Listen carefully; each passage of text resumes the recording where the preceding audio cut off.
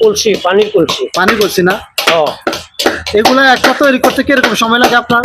এগুলা সময় করতে এভারেজ একটা কলসি সময় নিব তোমার 1 ঘন্টা। 1 ঘন্টা? 1 ঘন্টা এভারেজ এভারেজ না? ক্লিয়ার করতে হলে 1 ঘন্টা সময় নিব। এগুলো কি একদিনে কি সম্ভব? একদিনে হয় না। কিভাবে করে একটু যদি প্রক্রিয়াটা বলতেন। আগের দিন কলসিটার মাথাটা বানাইতে হয়। মেশিনে মাটি নামাইলে আগে কলসির মাথাটা বানাইতে হয়। মাথাটা বানানোর পরে তলাটা বানাইতে হয় ভিন্নে। এই তলাটা না? হ্যাঁ হ্যাঁ পৃথক। এই যে আলাদা আলাদা এগুলো সব আলাদা আলাদা একভাবে হয় না। এই যে আলাদা আলাদা। হ্যাঁ আলাদা আলাদা হবে।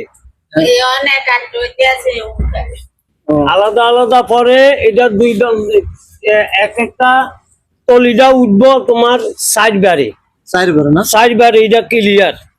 আর মাথার যে কলসি মুখটা তোমার সাইড বারে সময় একবারে দোনোরা অ্যাডজাস্ট করি ফিটিং হইল। ফিটিং হইলে এটা শেষ, এই কলসিটা বানানো শেষ হয়।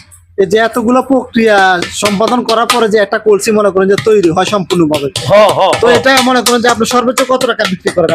সর্বোচ্চ কলসিটার দাম হইলো 70 টাকা। 70 টাকা না? 70 টাকা। তো দাদা আপনার কি এটা পাইকারি রেট হইলো 70 টাকা। যারা নাকি শত হিসাবে বা হাজার হিসাবে নেয় তার জন্য 70 টাকা। আর আপনি পিস 2 পিস নিবেন 100 টাকা পিস, এই সিস্টেমের। তো দাদা এই যে লাভ হয়নি আপনাদের? অবশ্যই লাভ না হইলে আর কি ব্যবসা গরম যাইতো নি। লাভ তো অবশ্যই হবে, লাভ হয়। লাভ ছাড়া বাবুরে এখন কোন যুগে লাভ ছাড়া কোনো কাজ করে? তো এই যে মাটিগুলো আপনারা কোথা থেকে আনেন?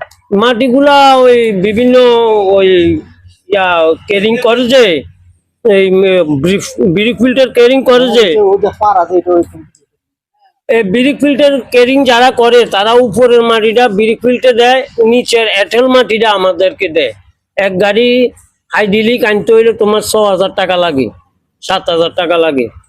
আর ট্রাক্টরে আনতে হইলে 3,000 3,500। এখন মাটিগুলো কি আপনারা পাননি? হ্যাঁ মাটি পাই। এখন কি অ্যাভেলেবল আছে কিনা মাটি? না এখন এই বছর অ্যাভেলেবেল এখনো। গত বছরে এমন দিনও এখন এমন সময় তোমার মাটি আনা শেষ আমাদের। 100 গাড়ি মাটি এখানে মালিকে রাখছি গত বছর।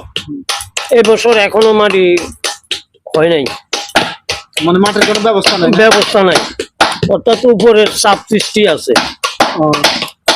আসলে মোট কথা মাটি না থাকার কারণে তো হয়তো দেখা যাবে যে কোনো এক সময় হ্যাঁ মাটি না থাকে